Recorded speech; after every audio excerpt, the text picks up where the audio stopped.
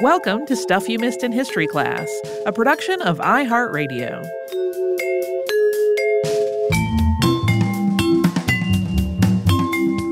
Happy Friday, everybody. I'm Holly Fry. And I'm Tracy V. Wilson.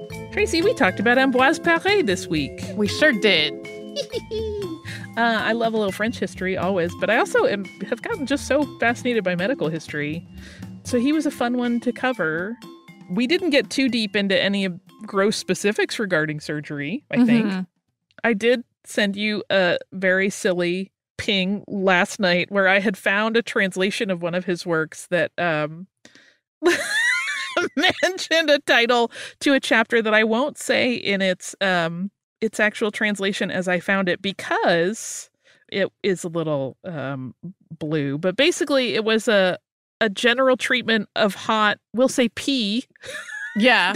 Theirs is the more crude version of it. But what was funny, I was trying to explain this to my husband, and he was like, why would anybody worry about that? And I was like, because that's the translation that is about urinary tract infections. Like, yeah. It's addressing the burning sensation that happens if you have a UTI. And he was like, oh! Which just sent us down a road of giggling like children, because we are. Yep. Like you, I found myself marveling at the time period in which he was working. Yeah. I don't think of like all of the religious wars and the stuff with the Medicis and the Huguenot conflicts all being a time when there was a lot of like surgical invention going on. Yeah. But that is exactly when he was working. I really did just like go, whoa, when I briefly Googled. Because I mean, we've talked about some way longer ago than that medical and also surgical figures like Sushruta from way before. But still, when I Googled and saw the word surgeon, I expected the year to start with more like an 18. Right. 15. Yeah. So we've mentioned that we have tried to like get our social media going a little bit more, at least feature our new episodes when they come out. Which has meant finding artwork. And I was like, oh no, this is from so long ago. Is there going to be artwork that we can find and use? And man, there are so many depictions of him, like so many engravings that are probably from editions of his books and then works of art and statues. And I was like, this is so much for somebody that I really don't think I had heard of until I asked who you were working on for this week and you told me. Yeah, I mean, his complete works, we mentioned that it was republished in multiple editions. I think it got to something like 13 editions before it became considered like outdated enough that they weren't necessarily reproducing it for medical texts, which is astounding. I also had that moment of like, really? They were using a 1,300-year-old text by Galen as most medical at most medical colleges. And that to me is very sobering. I mean, in the modern era, medical knowledge shifts so quickly. Yeah. Because, nothing is ever absolute. There can always be a new discovery that sheds light on anything. So the idea that something hundreds of years old, I mean, if you went to a doctor, particularly a surgeon, who was being trained in things that were from 200 years ago, you would be like, I gotta go. But yeah, well, and like literally just in this same recording session that we recorded this episode, we also recorded the one about the Nelson pill hearings that I felt like I had to caveat because the thing I was referencing may be in a totally different state in 2 entire weeks when the episode comes out. Yeah, which is in some ways really, really cool. I love that we do live in an age where scientific knowledge is forever surprising us. But it's also, as that kind of situation points out, it's tricky because we will often do something and then publish it and it's outdated almost instantly. This is just the trick of our lives, I think. Yeah. History is alive and it's happening every day.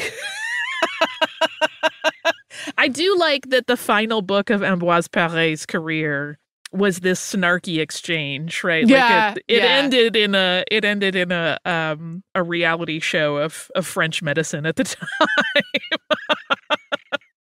It seems so weird to me that someone's ego would be so great that they would go after a man who is so obviously beloved. Right. By the military, by the public, by his fellow barber surgeons before he became a master surgeon, by the medical community because they recognized his contributions. And this guy would go, you know what?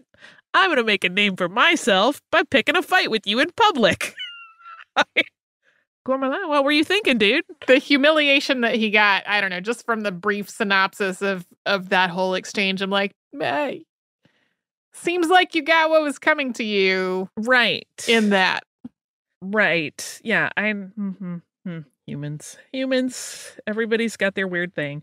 But I am forever grateful about this idea of, hey, let's remember that our patients are human, that they are kind, and that we should treat them with kindness, and that we should treat everyone, whether they are a wealthy person or a king or, the lowest ranking person in a battle, like they should all get the same level of care and treatment because all of them are worth saving. That to me is such a unique perspective at this time when everything was about hierarchy. I mean, we talked about even in the medical community from barber surgeon to physician, how all of those petty arguments were going on. And it's like this one dude who's like, no, everybody be cool. Let's take care. The goal should be taking care of everybody, not our egos. Hey. Right. What? I love you. I'm sure he had his faults. They just aren't recorded for history. We talked about gardening this week, Tracy. We did. I alluded to my problem as a gardener. This happens to me over and over. I'm sure this is a soil problem. I have never gotten it to work out right, which is that I will, because I am a fall-loving person and I love pumpkin everything, I try to grow pumpkins all the time. And sometimes I grow beautiful pumpkins. But every time I crack them open, not every time, but a lot of times when I crack them open, I discover that they've had blossom rot. So they look gorgeous on the outside, but on the inside, they're just like slimy and yuckus, which is the heartbreak of my soul. However, I sure do make a lot of squash blossom quesadillas during the early bloom period because they're gorgeous. And usually your first big batches of blooms on those guys are not going to produce any kind of vegetation. Like you're not going to get anything usable in terms of an actual squash. Just pull those things off and put them in a yummy quesadilla. It's delicious. The other fun thing I wanted to mention, though, which is truly one of these projects that just captures one's imagination, and it's right up my alley, relates to our episode on Bodiam Castle. Because one of the volunteers at Bodiam, a woman named Jan Black, has decided that she is going to try to recreate some of the original kinds of landscaping and plants that would be there using none other than the feat of gardening. Oh, nice. Which I think is just absolutely brilliant. I know she was working on this several years ago, so I'm not sure where this project is at this point. They had started like their herb garden in 2012, and then they did textile plants, like plants that could be used for dyeing. Oh, sure. And then they started doing ornamental plants in 2014, and so they're continuing. They have been in touch with the library at Trinity College, Cambridge, to have some access to the information in the manuscript.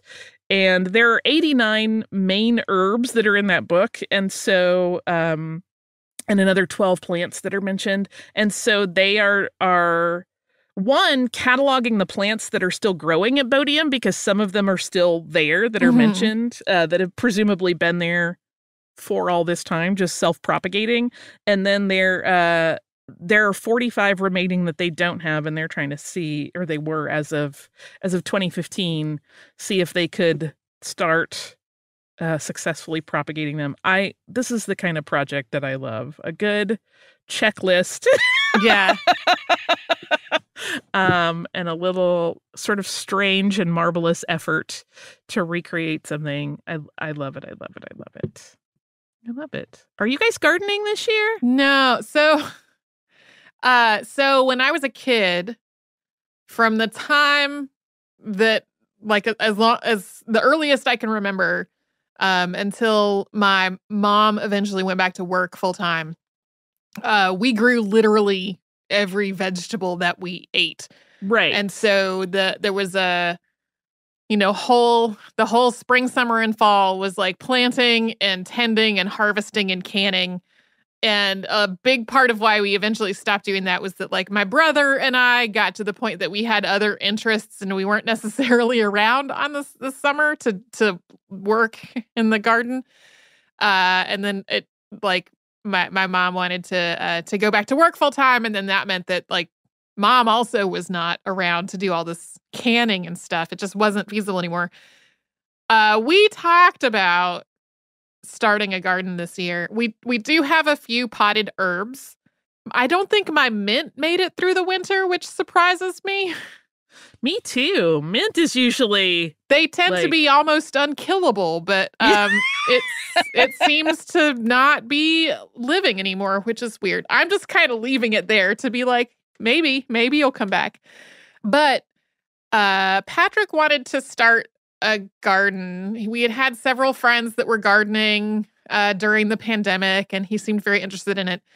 And I was like, I already manage so much of our household. I cannot add managing a garden to this. So this is your thing. And it didn't really happen. So we may still. It kind of depends. At this point, I feel like it's kind of for the best because our backyard fence is literally about to fall down. So we need to have that repaired. And it's probably best to not have people tromping all through the backyard that's maybe freshly planted with stuff. But depending on how that goes, once our farmers market opens up a little later in the spring, a lot of times they have things that have already been started in their greenhouses. And so we might still get some seedlings and start from there instead of trying to start things ourselves from seed. They're often way better off. I mean, I've started a lot of stuff from seed and I always end up with kind of weird leggy situations. Whereas if I am gifted plants like I was recently by people who like are seasoned, really skilled gardeners. Yeah. They're much more beautiful and happier than anything I would have started. So I'm happy to have it. That was a little trade of I'll do some sewing for you. Sure. Which I was just going to do. I wasn't expecting anything. And then she showed up with like a little palette of beautiful, beautiful plants. I do like to dig in the dirt and plant things in the dirt, but my success rate in then successfully seeing those things. I did keep all of my herbs alive through the whole spring, summer, and fall of last year. And then the mint, I'm still like, how did this not survive the winter? I'm not sure. The ones that we brought indoors survived on the windowsill.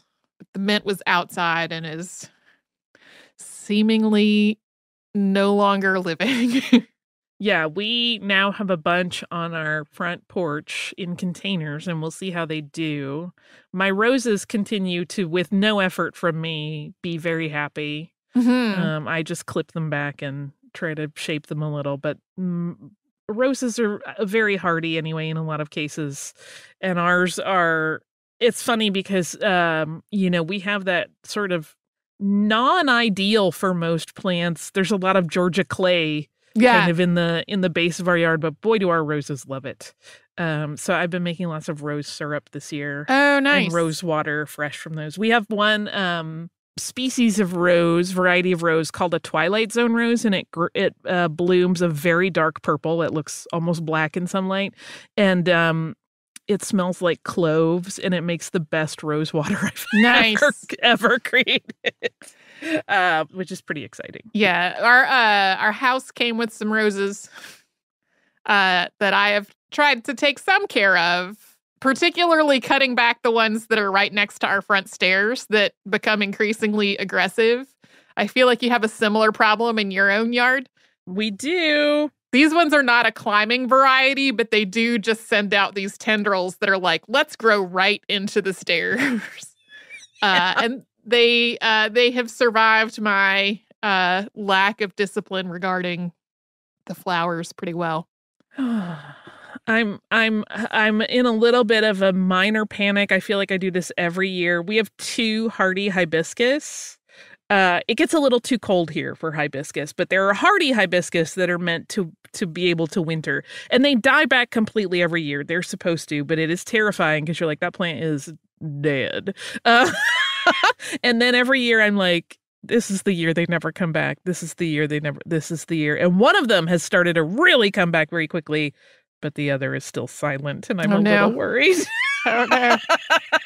I really want my pink hibiscus back. So we'll see what happens. That is my ridiculous flower story. If anyone out there knows what I need to do in a container garden to make my squash actually be beautiful and healthy, please write me. I have done various tests of various components of my soil, and I'm either doing it wrong or I'm too heavy-handed with something. Mm-hmm. But my mint is very happy, and we're having a lot of mojitos at my house right now. We hope that you have a marvelous weekend. If you have some time off, we hope you use it to restore and regenerate. If that includes gardening, fabulous. If it doesn't, also cool. If you don't have time off and you maybe have to work, we hope that everything goes as smoothly as possible, that you stay safe, and that you have the most wonderful possible days. We will see you tomorrow with a classic, and next week with fresh episodes.